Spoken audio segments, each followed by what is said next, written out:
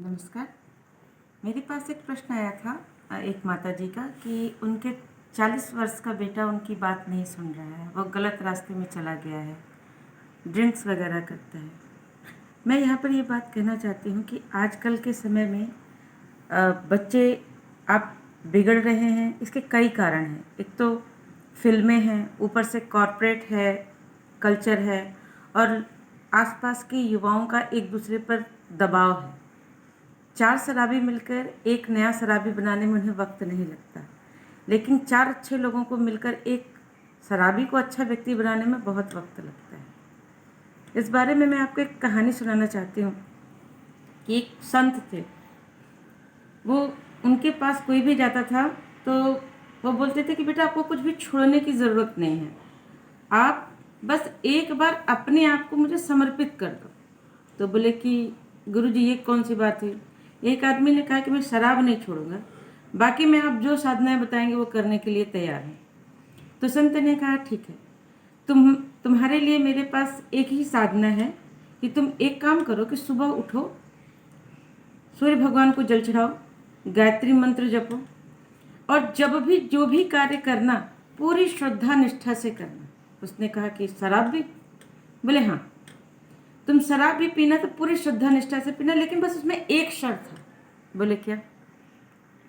बोले जो भी तुम आज से खाओगे, चाहे तुम एक कप पानी ही क्यों ना पी रहा हो, एक गिलास पानी ही क्यों ना पी रहे हो, भोजन ही क्यों नहीं कर रहे हो, सब तुम गुरु और गायत्री को समर्पित करके खाओगे।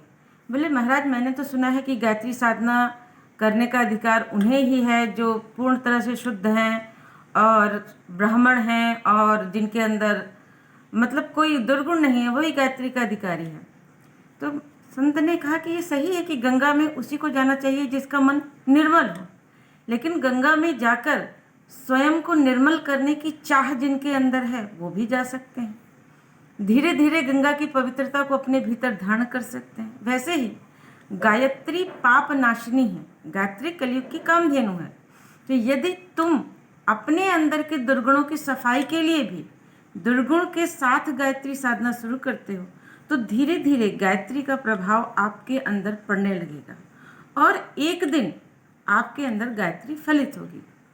तो बोले ठीक है, बताइए मुझे क्या करना होगा। बोले कुछ नहीं करना है, आप जब भी कुछ भी खाएंगे पिएंगे पूरी तरह आप मेरा ध्यान करेंगे, गायत्री का ध्यान करेंगे और मुझे भोग लगा के करेंगे। लेकिन ध्यान रखना 5 मिनट पहले मेरा ध्यान करना है, अपने गुरु का ध्यान करना है, गायत्री का ध्यान करना है, उसके बाद कुछ खाना पीना है। उसने कहा ये तो बड़ा आसान काम है, कुछ भी मना नहीं है। बोले कुछ भी मना नहीं है। वो व्यक्ति चला गया। उसकी माँ ने कहा गुरुजी आप माँ वस्तुतः उस लड़के को लेकर आई थी जो रास्ता भटक गया था। बोले गुरुजी इससे क्या होगा। बोले कुछ नहीं होगा, तुम चिंता मत करो। माता ने गुरुजी के चरणों में प्रणाम किया। वो बेचारी बहुत दुखी और व्यथित थी। लड़का बोला ठीक है। सुबह उठा, गायत्री संध्या की। गुरुजी ने कहा था सुबह नहीं उठ सकता, मत उठ, जब उठना जब नहाना तब साधना करना। बोला ठीक है। उठा, मैंने कहा गुरुजी ने कहा साधना करने को। बोले ठीक है। मैंने साधना की, ईश्वर भगवान को जल चढ़ाया, सब कुछ किया। अब जैसे ही नाश्ता है, मैंने कहा याद दिलाया बेटा गुरुजी का ध्यान करना है। तो उसने कहा कि ठीक है। गुरुजी का 5 मिनट ध्यान किया। उसने महसूस किया कि सामने गुरुजी हैं। अब चाय पिला दी गुरुजी को, फिर चाय पिया, पानी पिया, सब कुछ हुआ। अब रात का समय आया। जैसे ही उसने बॉटल खोली, शर्त अनुसार 5 मिनट गुरुजी का ध्यान करना था। बड़ा अटपटा तो लगा, अजीब भी लगा, लेकिन उसने कहा कि नहीं, माँ ने कहा है चलो कर लेता हूँ, ऐसे मना तो किया नहीं पीने के लिए। तो उसने क्या किया कि गुरुजी का ध्यान किया 5 मिनट। 5 मिनट ध्यान करने के बाद ज्यों ही उसने बॉटल खोली, अब उसको पीने का मन न करे और उसको लगे कि सामने गुरुजी बैठे हैं। उसने कहा साला मूड खराब हो गया, पीने से पहले मूड खराब हो गया, ये क्या नाटक लगा के रखा है। फिर भी बोला चलो थोड़ी देर बाद फिर प्रयास करते हैं। फिर उसने क्या किया, फिर 5 मिनट गुरुजी का ध्यान किया, फिर बोतल खोलने की कोशिश करी, फिर उसको ना होए, मन ही नहीं करे, मूड खराब हो गया उसका। गुस्से में वो जाके सो गया, नहीं पी पाया उस दिन। अगले दिन उसने पुनः सारी दिनचर्या करी। शाम को पुनः बोतल लेकर बैठा, भाई 5 मिनट ध्यान करना था। अब जब जैसे ही गुरु जी का ध्यान करे, गायत्री का ध्यान करे और बॉटल को देखे तो उसको मन ही ना करे। इस तरह एक दिन तो उसने गुस्से में जबरन, मन नहीं कर रहा था, लेकिन अपने एक कहते हैं ना अंदर का जो एक दो विचारधाराएं होती हैं, एक अच्छी और बुरी। बुरी विचारधारा ने कहा कि तूने ध्यान कर लिया ना, अब पी ले। तो पिया, लेकिन नशा ही न चढ़े, मज़ा ही ना आए। ऐसे करते करते गुरु जी ने उसको 40 दिन कहा था कि 40 से 45 दिन करके तू आना। 40-45 दिन के बाद वो ऐसा हो गया कि उसको ड्रिंक पीने से ही प्रॉब्लम हो गई। उसने कहा कि नहीं, अब नहीं पियेंगे। वो आया गुस्से में, गुरु जी के पास आया, बोले गुरु जी आपने मुझे धोखा दिया। बोले गुरु जी ने कहा कि भाई मैंने क्या धोखा दिया? बोले आपने कहा था कि आप मेरी शराब नहीं छुड़वाएंगे। गुरु जी ने कहा मैंने कहा था मैं नहीं छुड़वाऊंगा। मेरी लाइफ स्टाइल आप चेंज नहीं करवाएंगे। गुरु जी ने कहा बिल्कुल मैंने कहा था मैं लाइफ स्टाइल नहीं चेंज कराऊंगी। एक चीज़ बता, तुझे कुछ खाने के लिए मैंने रोका, कुछ पीने के लिए रोका? बोले आपने एक चीज़ तो कहा ना कि आपका ध्यान करके करो। जैसे मैं आपका ध्यान करता, आप मुझे बिल्कुल सामने महसूस होते और आपके साथ बैठकर मुझे पीने में कोई मज़ा ही नहीं आ रहा था, मुझे कोई फीलिंग ही नहीं आ रही थी। और मैंने एक दिन जबरन पिया तो भी मुझे अच्छा नहीं लगा और आपने मेरी शराब छुड़वा दी। तो गुरु जी ने कहा तो इसमें बुरा क्या है बेटा? क्या शराब पीना अच्छी बात है? बोले नहीं गुरु जी। बोले तो किसके लिए पी रहा था? बोले ऑफिस वाले प्रेशर देते हैं और बोलते हैं कि आजकल का फैशन है। बोले बेटा ये किस किताब में लिखा है कि शराब पीना आधुनिक स्टेटस है? किस किताब में लिखा है? वो गर्म जगहों में रहने वाले हम लोग हैं, हमें किसी अन्य गर्मी चीज़ की अपने शरीर में आवश्यकता नहीं है। जो ठंडे प्रदेशों में रहते हैं उन लोगों ने इन्वेंट किया था कि अपने शरीर को गर्म करने का। ये इतनी गर्मी देता है और ये सारी चीज़ें उनके लिए एक तरह से फ़ायदेमंद हो भी सकती हैं। और कभी कभी पहले बेहोशी करने की चीज़ें नहीं थी तो भी ये मादक द्रव्य बनाए गए थे कि भाई इनको करके और ऑपरेशन जैसे छोटे मोटे कार्य कराए जा सकें, इससे दर्द कम हो। लेकिन तुम लोग आजकल की जनरेशन क्या कर रहे हो? जानबूझकर गलती कर रहे हो।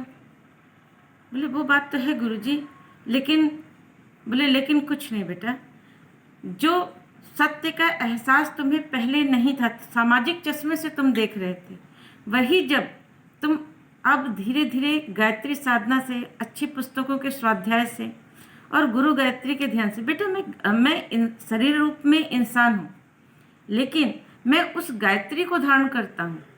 इसलिए तुमको मैंने सच्चे दिल से अपना शिष्य माना है। तो जब कोई गुरु अपने शिष्य को सच्चे दिल से मानता है और तब उसके तप का एक अंश उस शिष्य में चला जाता है। बोले बेटा गुरु शरीरी भी हो सकता है, अशरीरी भी हो सकता है। तुम किसी को भी गुरु धारण कर सकते हो। बस यह ध्यान रखना कि अपने आप को सही मार्ग पर लेके चलना। और उस व्यक्ति की शराब छूट गई, ये सत्य घटना है।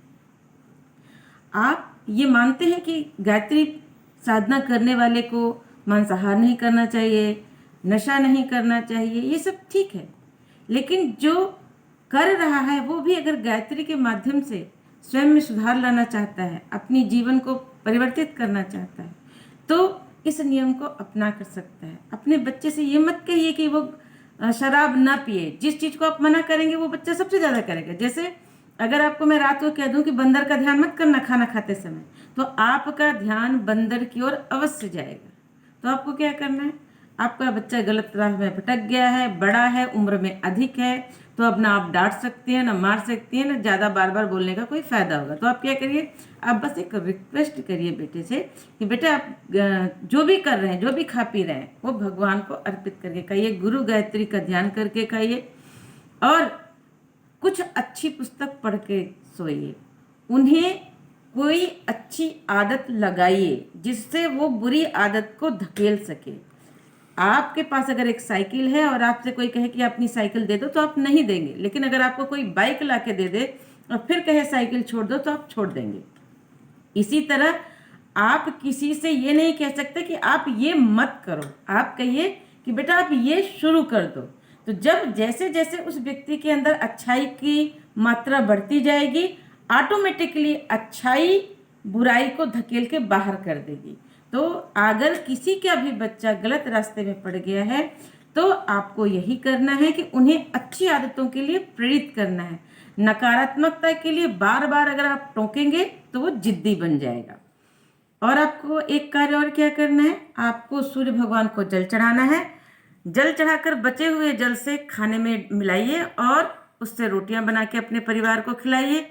दूसरा, घर में कहीं पर भी गायत्री मंत्र की ऑडियो लगा दीजिए। आजकल अच्छे अच्छे मंत्र बॉक्स मिलते हैं जिससे अच्छी साउंडिंग हो। तीसरा, आप क्या कर सकते हैं, बच्चा आपकी गर्भनाल से जुड़ा है। यदि आप पत्नी हैं तो पति की अर्धांगिनी है। अगर आप बच्चे हैं तो अपने पिता का अंश हैं। तो अगर आपके रिलेशन में, यदि आपके रिलेशन में कोई भी ड्रिंक कर रहा है और उसको छुड़वाना चाहते हैं तो एक छोटा सा ध्यान और आप कर सकते हैं। जब वह व्यक्ति सो रहा हो तब आप क्या कर सकते हैं, अपने बिस्तर पर, उसके पास नहीं जाना है, अपने बिस्तर पर बैठ के उसकी आत्मा का आवाहन करना है।